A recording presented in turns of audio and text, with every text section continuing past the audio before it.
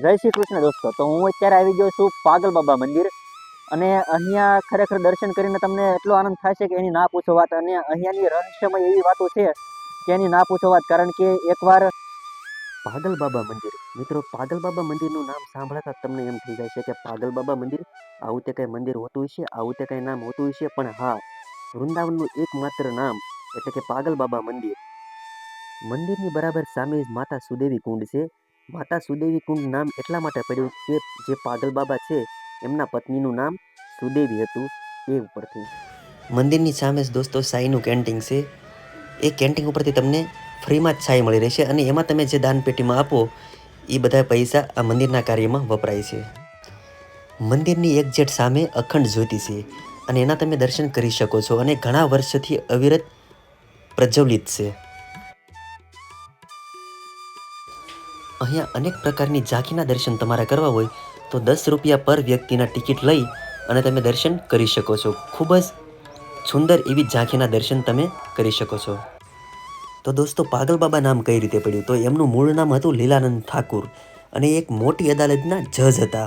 અને એવું કહેવામાં આવે છે કે એમની અદાલતમાં એક ગરીબ વ્યક્તિનો કેસ આવે છે અને એમની ગવાહી દેવા માટે સ્વયં બાંકે બિહારીજી વૃદ્ધ દાદાનું સ્વરૂપ લઈને આવ્યા હતા અને ગવાહી એવી દોસ્તો આપી કે લીલાનંદ ઠાકુર તો મંત્ર મુગ્ધ જ થઈ ગયા. તે જાણી ગયા કે આ ભગવાન સિવાય બીજું કોઈ ના હોઈ શકે અને એ કેસ વૃદ્ધ દાદાની ગવાહીના કારણે તે ગરીબ વ્યક્તિ કેસ જીતી જાય છે. અને એ પછી એમનું મન બાંકે બિહારીની ભક્તિ તરફ વળ્યું અને એમની ભક્તિ કરવા લાગ્યા.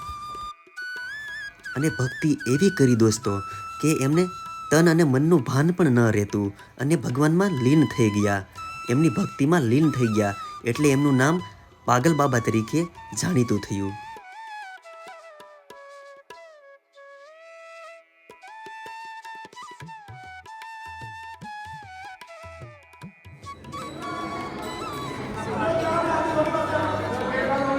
जय श्री राम, जय श्री राम, जय श्री राम, जय श्री राम, जय श्री राम, जय श्री राम।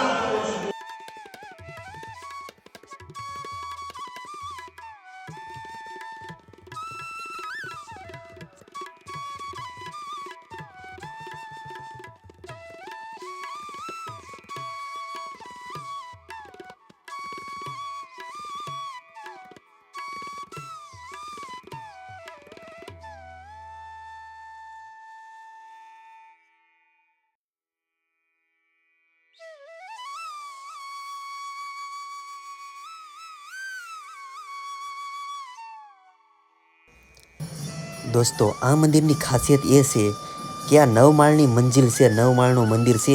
તો દરેક માળે તમને અલગ અલગ દેવી દેવતાઓના સ્થાપિત મૂર્તિના દર્શન કરવા મળશે. તો આપણે એના દર્શન કરીએ. આ મંદિરનો પહેલો માળ છે. અહીંયા તમને હરે કૃષ્ણ હરે રામાના કીર્તન સાંભળવા મળશે અને અહીંયા રાધે કૃષ્ણની મૂર્તિ બિરાજમાન છે, એના તમે દર્શન કરી શકો છો. રાધે કૃષ્ણના મંદિરની સામે જ લીલાનંદ ઠાકોર એટલે કે પાગલ બાબાની તસવીર રાખવામાં આવી છે, એના તમે દર્શન કરી શકો છો. મંદિરના બીજા માળે શ્રી કૃષ્ણ બલરામના સુંદર વિગ્રહના દર્શન તમે કરી શકો છો. હવે આપણે જઈએ ત્રીજા માળે અને ત્રીજા માળે છે નંદ યશોદા મંદિર, એના તમે દર્શન કરી શકો છો.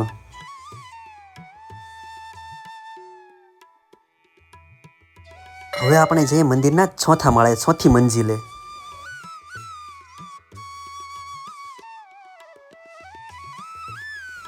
મંદિરના ચોથા માળે રામ લક્ષ્મણ જાનકી જય બોલો હનુમાન કી ભગવાન શ્રી રામચંદ્ર ભગવાનના સુંદર વિગ્રહના તમે દર્શન કરી શકો છો.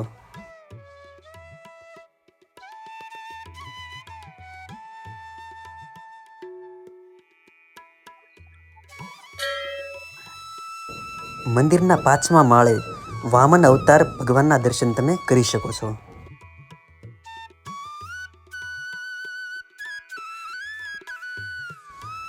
દોસ્તો, પાંચમા માળની મંજિલથી આ રીતનો સુંદર નજારો છે, તમે જોઈ શકો છો કેવો ભવ્ય નજારો બતાય છે. અને હવે આપણે જઈએ છઠ્ઠા માળે. મંદિરના છઠ્ઠા માળે લક્ષ્મીનારાયણ ભગવાનના સુંદર વિગ્રહના તમે દર્શન કરી શકો છો દોસ્તો. અને અહીંયાનો નજારો પણ તમે જોઈ લો. તો દોસ્તો, આ છે મંદિરનો છેલ્લો માળ અને અહીંયા બધા ભક્તો દર્શન કરી અને સુંદર એવો નજારામાં બધાય સેલ્ફી પડાવી રહ્યા છે, ફોટા પડાવી રહ્યા છે, તમે જોઈ શકો છો. અહીંયા ભગવાન શિવનું નિરાકાર સ્વરૂપ એટલે કે ઓમને સ્થાપિત કરવામાં આવ્યા છે અને એના તમે દર્શન કરી શકો છો. અને પાગલ બાબાની તસવીર પણ રાખવામાં આવી છે, એના તમે દર્શન કરી શકો છો. મંદિરના છેલ્લા માળથી પૂરું વૃંદાવન કેવું બતાય છે, કેવું દેખાય છે, એના તમે દર્શન કરી શકો છો.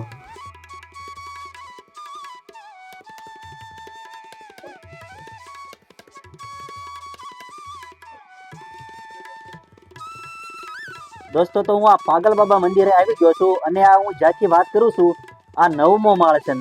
9મા માળની મંદિર છે. એટલે અહીંયા ઉપર 9 મંજિલ ઉપર 9 મંજિલ ઉપર દર્શન કરવાનો તમને લાભ મળશે.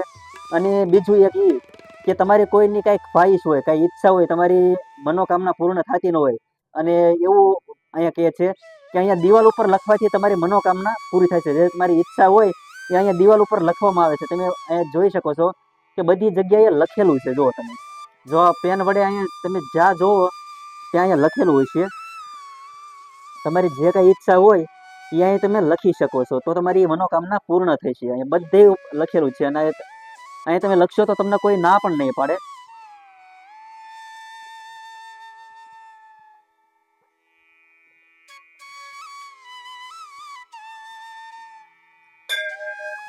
જય શ્રી કૃષ્ણ દોસ્તો.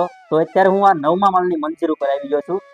9મા માળે બધી મંજિલ ઉપર તમને દર્શન કરવાનો લાભ મળશે. વૃંદાવનનું ફેમસ અને ખૂબ જ પ્રચલિત આ ધામ છે, મંદિર છે પાગલ બાબા મંદિર.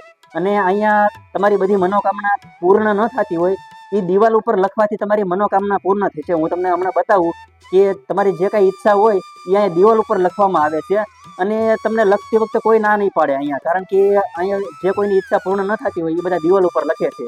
અને 9મા માળની મંજિલથી આ રીતનો નજારો છે, તમે જોઈ શકો છો.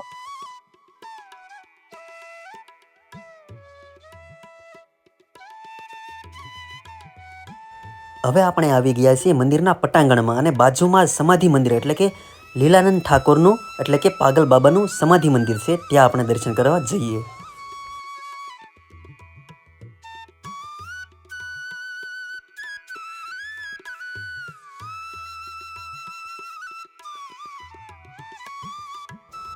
તો વહાલા ભક્તો, અત્યારે આપણે આવી ગયા છીએ બાબાના સમાધિ મંદિરે, પણ અત્યારે અહીંયા પડદો પાડેલો છે એટલે કે બાબાને ભોગ લગાડવામાં આવી રહ્યો છે, એટલા માટે એના દર્શન તમને નહીં કરાવી શકું. જય શ્રી કૃષ્ણ દોસ્તો. તો અહીંયા પાગલ બાબા મંદિરે આ 9 માળની જે મંદિર છે અહીંયા દર્શન કરવા માટે ઘણા ભક્તો આવે છે. અને એમાંથી આપણે આ જે ભાઈ આવ્યા છે એમનો આપણે ઇન્ટરવ્યુ લેવાનું છે અને એ ક્યાંથી આવ્યા છે અને એની આસ્થા અહીંયા કેટલી જોડાણેલી છે એ આપણે એને પૂછીએ. તો ભાईजी, आपका नाम क्या है? मेरा नाम मनोरंजन है. बराबर जी. आप कहाँ से आते हो? मैं तो गुड़गांव से आया हूँ. गुड़गांव से. आप कितनी बार यहाँ पर दर्शन करने के ये लिए? मेरी पहली बारी में आया हूँ. बराबर. यहाँ पर दर्शन करने से आपको वो वहाँ लिखा हुआ था कि आपकी मनोकामना पूर्ण करने के लिए यहाँ पर पेन से लिखा जाता है. क्या आपने कुछ लिखा हुआ? नहीं, मैंने तो नहीं लिखा है कुछ. बराबर. क्या आपकी मनोकामना पूर्ण हो गई है? मैं पहली बार आया हूँ, अब पूर्ण हो जाएगी तो फिर मैं दूसरी बार आऊँगा. बराबर. आपको दर्शन करने से यहाँ पर कैसा लगा? बहुत शांति प्राप्त होती है दर्शन करके.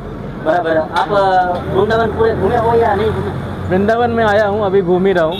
अभी मथुरा कंप्लीट किया है, उसके वृंदावन में पागल बाबा मंदिर अभी आया हूँ घूमने के लिए. बराबर. आपको बहुत अच्छा लगा? बहुत अच्छा, बहुत बेहतरीन. तो आपको दर्शन करने से कैसा हुआ?